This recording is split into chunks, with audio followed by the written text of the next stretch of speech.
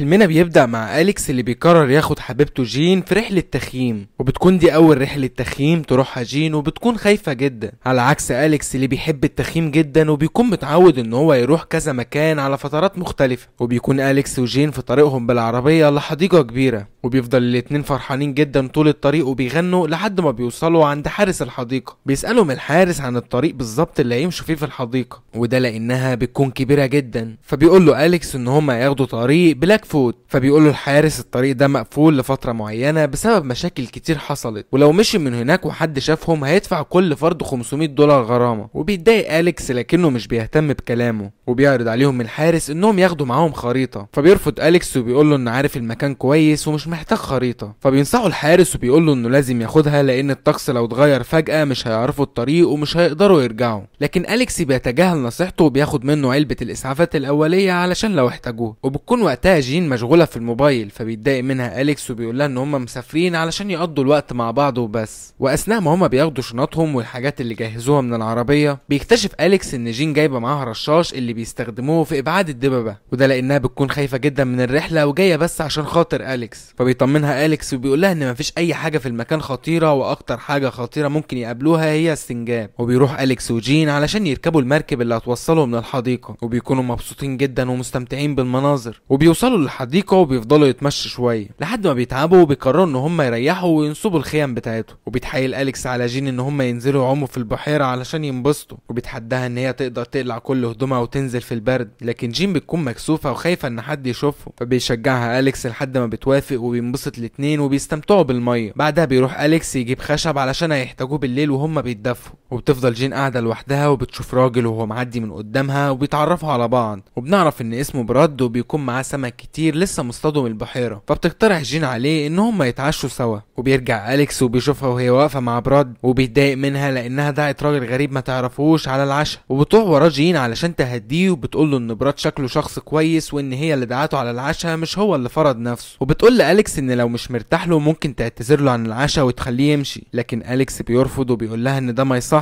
وبياخد جين وبيطلعوا علشان يقعدوا مع براد. وساعتها براد حس ان أليكس متضايق، فبيقول لهم ان هو يمشي علشان ما يسبب لهمش اي مشكله، لكن أليكس بيعتذر له وبيقول له ان ده كان سوء تفاهم مش اكتر. وبيقعد الثلاثه علشان يتعرفوا على بعض. وبراد بيبدا ان هو يشوي السمك وبيسالهم عن وظيفتهم، وبنعرف ان جين محاميه وان أليكس بيشتغل في تصميم المواقع. وبيتريق براد على وظيفه أليكس، وأليكس بيتضايق لكنه مش بيتكلم. وبتروح جين علشان تجيب الخضار اللي هياكلوه مع السمك، وبيسال أليكس براد عن وظيفته، فبيقول له ان هو بيشتغل مرشد سياحي في المناطق البريه اللي قليل ان حد يزورها بسبب الخطر اللي بيكون فيها. وبترجع جين بالخضار، وساعتها بيقول براد ان لو معاه صديقه جميله زي دي مش هياخدها الحديقه معفنه زي دي، وانه كان هيدور على حاجه فيها اثاره ومغامره اكتر. وبيتضايق أليكس من طريقه كلام براد وبيكون عايز يطرده لكنه بيتراجع في كلامه. وبيسالهم براد عن خططهم للثلاث ايام اللي هيقضوهم هنا، فبيجاوبوا أليكس وبيقولوا انه مش ناويين يعملوا حاجه وانهم جايين يستجموا مش اكتر. لكن براد بينصحهم ان هم يزوروا اماكن اكتر في الحديقه، وبيوصف لهم مكان شلالات عند البحيره وبيشرح لهم ازاي يوصلوا لهناك. واثناء ما هم قاعدين بيتكلموا بيسيبهم براد وبيقوم يعمل حمام جنبهم. وبيقرف أليكس وجين منه جدا وما بيكونوش عايزين ياكلوا معاه، وبيستنوا بفارغ الصبر انه يمشي. وبعد العشاء بيقوم يقف براد علشان يمشي، لكنه بيرجع تاني وبيقول لأليكس كان يقصد ايه لما قال له في الاول ان كان في سوء تفاهم. وبيبان على براد ان هو اتعصب، فبيقول له أليكس انه كان فاكره بني ادم مش طبيعي وكان خايف على نفسه وعلى حبيبته منه. فبيبص لهم براد وبيمشي من غير ما يتكلم. وبيتخانق أليكس مع جين وبيلومها انها طلبت من شخص زي ده ان هو يقضي اليوم معاهم. فبتعتذر له جين وبتقول له انه في الاول كان باين عليه ان هو شخص طبيعي. وبيقرر أليكس ان هو يحوط الخيمه بتاعتهم بفروع شجر علشان لو براد رجع يحسوا بصوته. وبيدخل الاتنين يناموا في الخيمه. وبيجي تاني يوم وبيصحى أليكس وجين من نومهم، وبيقرر أليكس ان هم يروحوا عند الشلالات اللي قال براد عليها. وبيطمن جين وبيقول لها ان هو جه هنا اكتر من مره وعارف مكان الشلالات كويس. واثناء طريقهم للشلالات بتساله جين عن سبب تسميه المكان ده بالبلاك فوت، فبيجاوبها أليكس وبيقول لها ان البحيره دي عباره عن مكان متحوط بالجناين، وان اي حد كان عايز يصطاد من البحيره كان بيفضل ماشي ورا اثار الحيوانات لحد ما بيوصل. وبيقول لها ان الشلالات اللي هم رايحينها دي بتبقى جنب البحيره اللي في مركز الحديقه. بعدها بيلاحظ أليكس وجود اثار حيوان كبير، لكنه مش بيقول لجين علشان ما يخوفهاش. وبيكمل الاتنين طريقهم للبحيره. واثناء ما هم ماشيين بيتجرح أليكس في رجله وبينزف، وبيستخدم صندوق الاسعافات الاوليه علشان يربط الجرح. وبيكملوا في طريقهم لحد ما بيجي الليل، وبيقرروا ان هم يخيموا في المكان ده وبكره يكملوا طريقهم. وقبل ما يناموا بيحطوا حواليهم فروع شجر علشان برضه يحسوا لو حصل اي حاجه. واثناء ما هم نايمين بتحس جين بحركه حوالين الخيمه، وبيصحى أليكس لكن الصوت بيقف وبيكملوا نوم من غير ما يعرفوا مصدر الصوت. وبيجي تالت يوم وبيصحوا علشان يكملوا طريقهم للشلالات، لكنهم بيلاحظوا ان في اجزاء من فروع الشجر حوالين الخيمه مكسوره. بيتوتر الاتنين وبيقرروا ان هم يتحركوا بسرعه. وفي الطريق بتشم جين ريحه غريبه جدا وبيروحوا علشان يشوفوا مصدرها، وبيتصدموا لما بيلاقوا قدامهم اجزاء من غزال متاكل، وبيبان من اثار الدم ان هو لسه متاكل قريب. وبتتوتر جين جدا وبتتاكد ان اكيد في حيوان شرس حوالين منهم. وبيقرر الاتنين ان هم يمشوا اسرع علشان يوصلوا للبحيره، وده لانها تعتبر امن مكان ممكن يوصلوا له دلوقتي. وبيوصل الاتنين لمكان جنب البحيره، وبيقول أليكس ان هم بمجرد ما هيطلعوا للممر ده هيوصلوا للبحيره. وبيفرح أليكس لانهم اخيرا هيشربوا ويرتاحوا، وده لان الميه اصلا بتاعتهم قربت تخلص. لكنهم بيتصدموا جدا لما بيوصلوا وما بيلاقوش البحيره. وبنعرف ان أليكس تاه ومش عارف هو فين دلوقتي. فبتساله جين وبتقول له انت امتى اخر مره جيت هنا؟ فبيتوتر وبيقول لها ده من ايام الثانوي. فبتتعصب جين جدا منه وبتطلب منه ان هو يستعين بالخريطه. فبيقول لها أليكس انه كان فاكر انه عارف المكان كويس فمرضيش ياخد الخريطه من الحارس. وبيبدا الاتنين يعيطوا، وبتحاول جين ان هي تدور على تليفونها علشان ترن على اي حد، لكنها بتتفاجئ ان أليكس خد تليفونها منها وسابه في العربيه، وده لانه كان خايف ان الموبايل يشغلها عنه. فبتتخانق مع جين وبتقول له ان دلوقتي بسببه مفيش اي وسيله تساعدهم، وانها مش هتسامحه لو حصل لهم حاجه، وان الكبرياء ده هو اللي عمل فيهم كده. وبتفضل تزعق فيه وتشتمه. فبيقطعها أليكس وبيعتذر لها عن اللي عمله، وبيقول لها انه عمل كل ده علشان كان عايز يطلب منها الجواز وهم في المكان ده. فبتهدى جين وبتعتذر له عن كل اللي عملته، وبتقول له انها ما كانتش قصده تهينه. وبيفضل الاتنين يتمشوا وهم تايهين ومش عارفين هم رايحين على فين. وبتطلع جين الميه اللي معاها علشان تشرب، وبتكتشف انها خلصت. وبيديلها أليكس من ازازته وبيكملوا في طريقهم لحد ما بتشوف جين حفره غريبه، وبتسال أليكس ده ايه. فبيتوتر أليكس وبيقول لها ان ده المكان اللي بينام فيه الدب. وبيتاكدوا ان اللي حسوا بيه حوالين الخيمه بتاعتهم كان دب فعلا. وبيتفقوا ان هم هيمشوا باسرع طريقه عندهم علشان يتاكدوا ان هم يبعدوا عن المكان ده. وبيجي الليل وبينصبوا الخيمه وبيقعدوا جنبها علشان يرتاحوا. وبتعتذر جين لأليكس مره تانية، وبيطلع أليكس الخاتم علشان يديهولها، لكن جين بتقول له ان ده مش وقته ولازم يستنوا لحد ما يرجعوا. فبيتضايق أليكس منها وبيشيل الخاتم. وبيطلع اخر اكل معاهم اللي كان ازازه عصير وشويه شوكولاته. وبيفرح الاتنين وبيشربوا. وبعد شويه بيحسوا بحركه حواليهم لكنهم مش بيشوفوا حاجه. فبيقرروا ان هم يدخلوا للخيمه علشان يناموا، وكمان عشان الخيمه امان اكتر. وبيصحوا في اليوم الرابع وبيقرروا ان هم يكملوا ماشي يمكن يوصلوا لاي حاجه. وبمجرد ما أليكس بيفتح باب الخيمه بيشوف الدب، وده لان الدب بيمشي ورا ريحه الدم اللي نازله من الجرح بتاع أليكس. فبيقفل أليكس الخيمه بسرعه وبيتراقب الاتنين وما بيكونوش عارفين يتصرفوا ازاي. وبتجهز جين الرشاش اللي معاها اللي بيكون عباره عن ماده بتبعد الدببه. وبيفتح أليكس الخيمه من تاني وبيتفاجئ ان الدب قرب عليهم اكتر فبيقفل بسرعه. وبالرغم من ان الخيمه مقفوله الا ان الدب بيقرب منها وبيدخل لها. وبيبدا أليكس وجين يصرخوا ويحاولوا يستغيثوا بحد، لكن الدب بيقرب وبيعض أليكس في رجله. وبترش جين بالرشاش على الدب وبتنجح انها تبعده فعلا. وبتحاول جين انها تلف اي قماشه حوالين رجل أليكس، وبيقول لها أليكس انه خلاص متاكد انه هيموت هنا. وبتهدي جين وبتوعده انهم هيبقوا كويسين. وفجاه بيرجع الدب من تاني وبيسحب أليكس من رجله وبيوديه بره الخيمه، وبيبدا ان هو ياكل فيه. وبيصرخ أليكس وبيقول لجين تهرب بسرعه. وبتخرج جين من الخيمه وهي شايفه حبيبها بيتاكل وبتبقى مصدومه، لكنها بتصر انها تاخد الخاتم اللي جابه لها أليكس قبل ما تمشي. وبتجري جين وهي بتعيط بعد ما شافت أليكس ميت قدامها. وبتفضل تجري لحد ما بتتعب وبيغمى عليه. وبتفوق وبتطلع خاتم أليكس وبتلبسه وهي بتعيط. وبيبان عليها انها ندمانه انها رفضت تتجوزه. وبتكمل جين طريقها لحد ما بيجي الليل وبتقرر انها تنام فوق شجره. وبتصحى في اليوم الخامس على صوت طياره هليكوبتر اللي بتكون معديه من فوقيها. وبتحاول جين انها تشاور لهم لكن محدش بيشوفها. وبتمشي الطياره. فبتنزل جين من على الشجره وبتكتشف انها قريبه من بحيره. وبتروح عندها وبتفضل تشرب. وبتلاقي جنبها شجره عنب وبتفضل تاكل منها لحد ما بتتفاجئ ان الدب معدي من جنبها. فبتجري جين وبيشوفها الدب وبيجري وراها لحد ما بتلاقي انها وصلت عند شلال ومفيش حته تروح. وبيكون الدب لسه وراها وبيقرب منها علشان يهجم عليها. فبتنزل جين على صخور الشلال اللي بتكون حاده جدا وبتعورها. وبتحاول انها تحافظ على توازنها لكنها بتقع على صخره وبتتكسر رجلها. وبتفضل جين تعيط وبتجيب فرع شجره تستخدمه علشان تثبت رجلها. وبتاخد فرع تاني بتستخدمه كعصايه وبتكمل ماشي في طريقها. وبيجي الليل وبتستخدم جين شعله كانت جايباها معاه. وبيكون عندها امل ان اي حد يشوفها ويطلع ينقذها، لكن المكان بيكون فاضي فبتنام جين من التعب. وبيجي اليوم السادس وبتفوق جين وبتكمل ماشي وهي تعبانه جدا. وبتريح في نص الطريق. وبعدها بشويه بتشوف قدامها غزاله. فبتفرح جين وبتعرف انها كده خلاص وصلت لمكان امان. وبتقوم وبتمشي ورا الغزاله لحد ما بتوصل للمكان اللي سابوا فيه المركب اللي استخدموه هي وأليكس علشان يوصلوا للحديقه. وبتركب جين المركب وبتفضل تجدف لحد ما بتوصل للناحيه الناحية التانية للمكان الموجود فيه عربيته، وبتقع جين على الارض من كتر التعب، وبيكون قدامها موجود براد مع وفد سياحي جايين يزوروا الحديقة، وبمجرد ما بيشوفها بيتصدم وبيقرب منها علشان ينقذها. وبكده يكون خلص فيلمنا. يا ريت لو انت مش مشترك في القناة تشترك وتفعل زر الجرس علشان يوصلك كل جديد. انا باسل عمر، سلام.